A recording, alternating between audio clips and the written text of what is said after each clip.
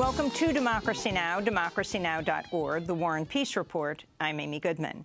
Up to 7,500 Kurdish Peshmerga forces, backed by U.S.-led warplanes, have launched an offensive against the self-proclaimed Islamic State in northern Iraq. The offensive seeks to retake Mount Sinjar and surrounding areas from ISIL. Last year, ISIL trapped tens of thousands of Yazidi religious minorities in Mount Sinjar, prompting President Obama to authorize airstrikes to prevent what he called a potential act of genocide. Ultimately, hundreds of thousands of Yazidis fled. Many were raped, murdered, or enslaved by ISIL. The offensive also seeks to sever a key ISIL supply route between Syria and the ISIL-held Iraqi city of Mosul. In the Afghan capital, Kabul, thousands of people marched through the streets Wednesday carrying the coffins of 7 ethnic Hazara hostages beheaded by ISIL. The demonstrators called for the resignation of President Ashraf Ghani's government, accusing him of inadequately responding to violence against civilians in Afghanistan. In the United States, protests against racism on college campuses have spread across the country.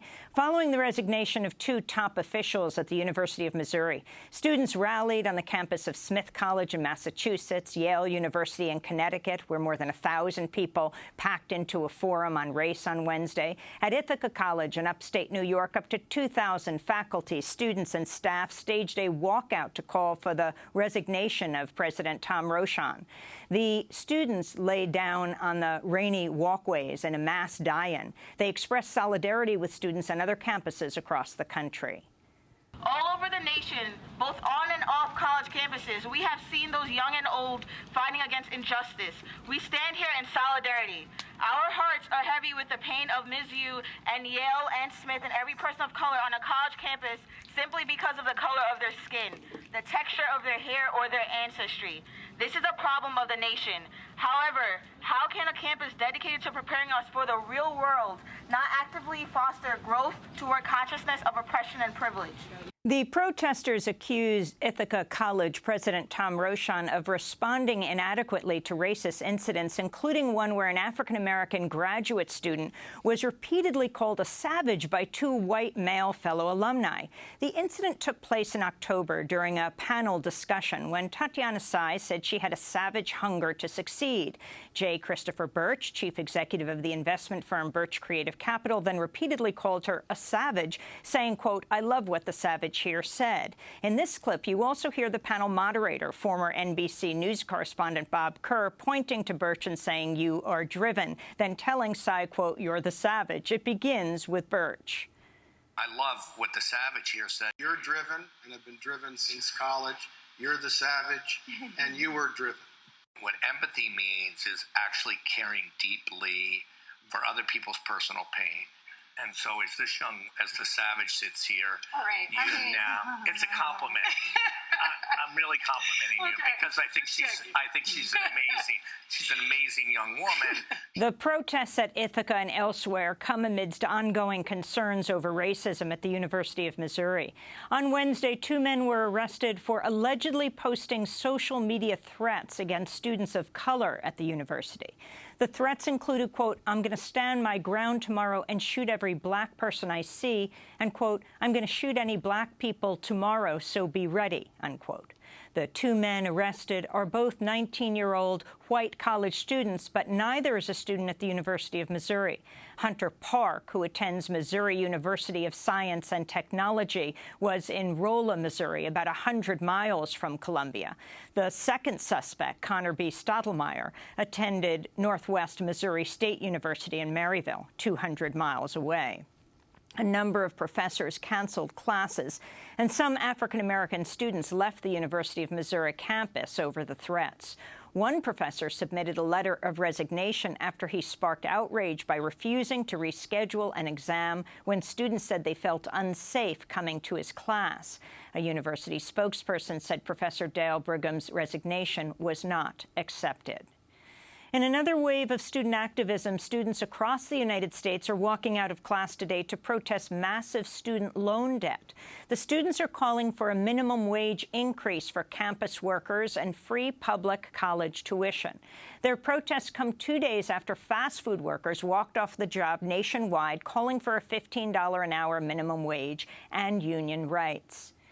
Newly released video footage shows 3 South Boston, Virginia police officers repeatedly tasing an African-American man who died in police custody. During the incident 2 years ago, police took Linwood Lambert to the emergency room because they said he appeared delusional. He was not under arrest at the time. The video shows Lambert kicking out a cruiser window and running for the emergency room entrance. The officers tase him repeatedly, even as he lies on the ground, and restrain him with shackles. They continue to tase him. They take him back to the cruiser, where they tase him more. In total, he was tased 20 times over a half-hour period. The officers then drove Lambert to jail instead of the hospital, where they noticed he was unconscious. An ambulance then brought Lambert back to the same hospital, where he was pronounced dead. His family has filed a $25 million lawsuit. Palestinian officials say undercover Israeli agents stormed a hospital in Hebron and fatally shot a 27-year-old Palestinian today.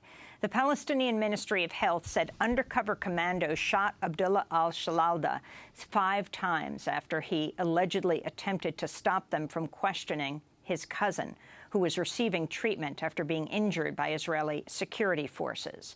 Israeli news outlets said the agents were the secretive intelligence agency Shin Bet, as well as the Israeli Army and Border Police. One was reportedly disguised as a pregnant woman. Jihad Shawar, director of Al-Ahli Hospital, condemned the attack. It is a clear breach of all international laws and all ethics related to hospitals. It is well known that hospitals are a safe place for everyone. So what do you think when a unit of undercover security raid a hospital? They came as undercover security, not even as soldiers, to arrest one of the patients who was lying injured in his bed. The crime became even uglier when they surprised a companion of the patient and shot him with 5 bullets and executed him in the hospital. The European Commission has issued new guidelines for the labeling of products from the Israeli-occupied Palestinian territories. Under the new standards, products made in Israeli settlements, which are deemed illegal under international law, must be labeled made in settlements. Israeli Prime Minister Benjamin Netanyahu opposed the regulations. The labeling of products of the Jewish state by the European Union brings back dark memories. Europe should be ashamed of itself. It took an immoral decision. Of the hundreds of territorial conflicts around the world, it chose to single out Israel and Israel alone, while it's finding its back against the wall, against the wave of terror. We'll have more on Netanyahu's recent visit to the United States and his ties to the leading progressive think tank Center for American Progress after headlines. Sweden has introduced new border controls as refugees from Syria, Iraq, and elsewhere seek to enter the country. Nearly 200,000 people are expected to arrive in Sweden this year, a higher number per capita than any other EU country. Meanwhile, Slovenian soldiers began erecting a barbed wire fence near the border with Croatia in a bid to stop the flow of refugees. And 14 refugees, including 7 children, drowned off the Turkish coast as they attempted to reach Greece. In what appears to be a massive breach in attorney-client privilege in the United States, The Intercept has obtained a trove of prisoner phone records, including recorded calls between prisoners and their attorneys. Attorney-client phone calls are privileged communication which are not supposed to be recorded, but hacked phone records from Securus Technologies, a leading provider of phone services in prisons and jails, appear to include about 14,000 recorded attorney-prisoner conversations. The company's contract specifically stipulates telephone calls with attorneys are not to be recorded, and any calls that are recorded must be destroyed. The ACLU said the revelations may constitute, quote, the most massive breach of the attorney-client privilege in modern U.S. history. And in New Zealand, women members of the parliament have been thrown out of the chamber Wednesday after sharing their stories of sexual assault. Their actions came after New Zealand Prime Minister John Key accused opposition politicians of, quote, backing the rapists when they raised concerns about the detention of New Zealand citizens by the Australian government.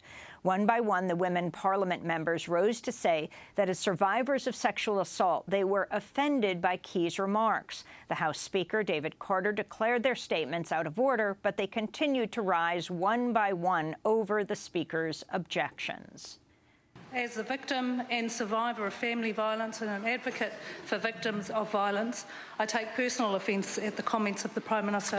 Order. No, we're now getting into the stage when there could be a series of these points of orders. I'll hear from Catherine Delahunty on the assurance that it's a fresh point of order and not in any way the type of points of order. It's a fresh point of order. It's not a campaign, Mr. Speaker. Campaign. I'm sorry, Catherine Delahunty. As a victim of sexual assault, Order. I take personal offence. Would like to ask for a personal explanation. The member will resume her seat.